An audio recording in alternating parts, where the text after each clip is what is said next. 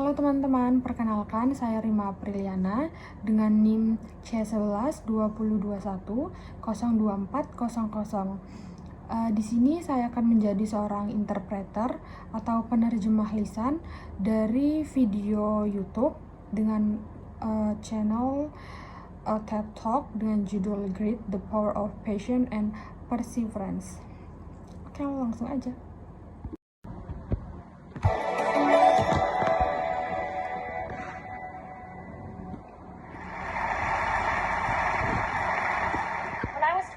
Years old, Ketika saya berusia 27 tahun, I left a very demanding job in management consulting.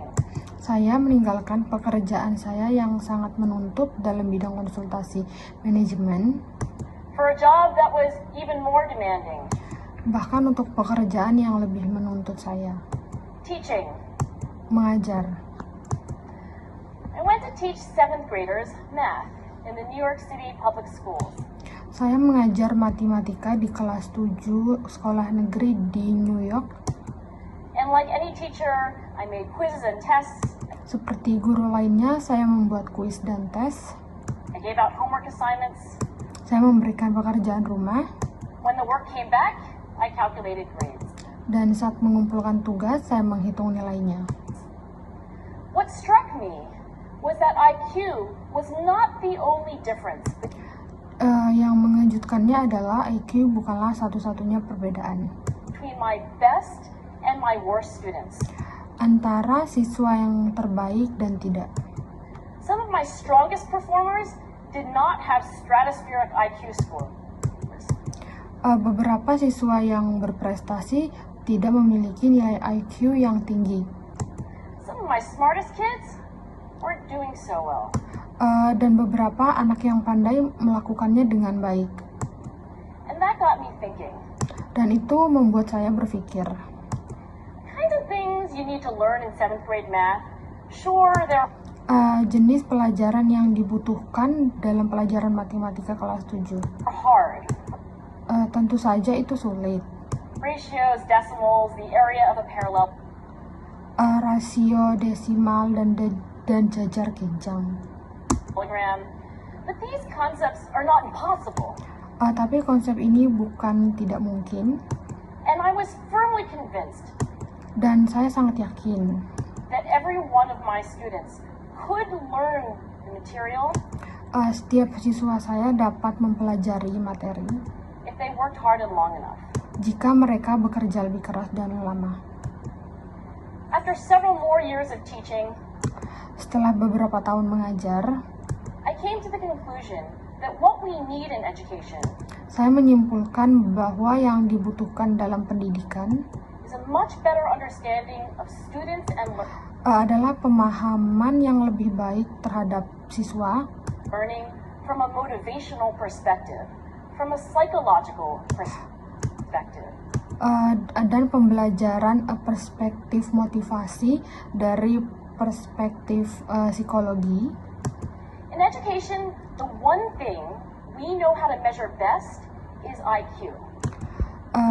Dalam pendidikan, satu hal yang paling baik untuk diukur adalah IQ. But what if doing well in school Namun bagaimana jika berprestasi di sekolah and in life depends on much more dan dalam kehidupan nyata bergantung pada banyak hal, than your ability to learn quickly and easily? selain kemampuan untuk belajar dengan cepat dan mudah. So I left the classroom Jadi saya meninggalkan kelas and I went to graduate school to become a psychologist. dan saya melanjutkan sekolah pascasarjana untuk menjadi seorang psikolog. I started studying kids and adults in all kinds of super challenging settings. Dan saya mulai mempelajari anak-anak dan orang dewasa dalam situasi yang menantang. And in every study, my question was, Dan setiap belajar, pertanyaan saya adalah, who is successful here and why? siapa yang berhasil di sini dan mengapa? My research team and I went to West Point Military Academy. Saya dan tim peneliti pergi ke Akademi Militer West Point. We tried to predict which cadets would stay in military training and which would drop out. Dan mencoba memprediksi taruna mana yang akan bertahan di militer ini dan yang mana akan keluar.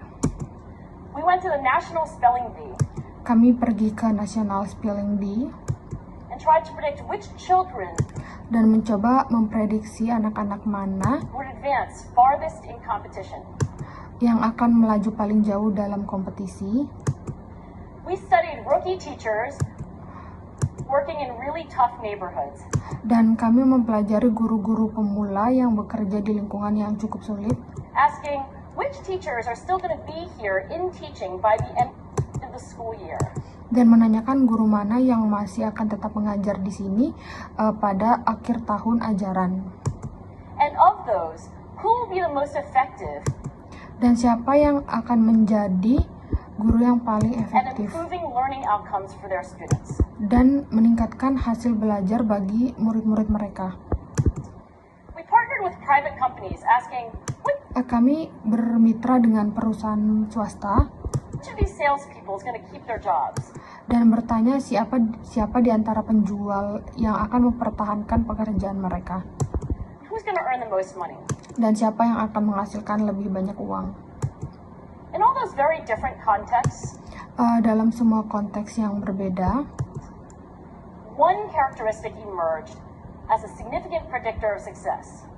satu karakteristik itu muncul sebagai prediktor kesuksesan yang signifikan. And it wasn't social intelligence, Itu bukan soal kecerdasan sosial, it wasn't good looks, bukan juga soal ketampanan, physical health, kesehatan fisik, it wasn't IQ. bukan pula tentang IQ. It was grit. Itu adalah tekad. Grit is passion and perseverance for very long-term goals. Tekad itu semangat dan ketekunan untuk mencapai tujuan jangka panjang. Grit is having stamina. Tekad memiliki stamina. Grit is sticking with your future. Tekad adalah bertahan dengan masa depan Anda, Day in, day out, hari demi hari, not just for the week, tidak hanya untuk minggu ini, not just for the month, bulan ini, but for years. tapi untuk tahun ini. And working really hard to make that future a reality. Dan bekerja keras untuk mewujudkan masa depan tersebut. Grit is living life like it's a marathon, not a sprint. Tekad adalah menjalani hidup seperti lari maraton, bukan lari cepat. A few years ago, Beberapa tahun yang lalu, I started studying grit in the Chicago public schools. saya mulai mempelajari keberanian di sekolah umum di Chicago I asked thousands of high school juniors dan meminta ribuan siswa sekolah menengah to take grit questionnaires untuk mengisi kuesioner tekad. and then waited around more than a year to see who would graduate. Dan kemudian menunggu selama lebih dari 1 tahun untuk melihat siapa yang akan lulus. Turns out that grittier kids were significantly more likely to graduate. Dan ternyata anak-anak yang lebih ulet secara signifikan lebih mungkin untuk lulus. Even when I matched them on Bahkan ketika saya mencocokkan mereka every characteristic I could measure.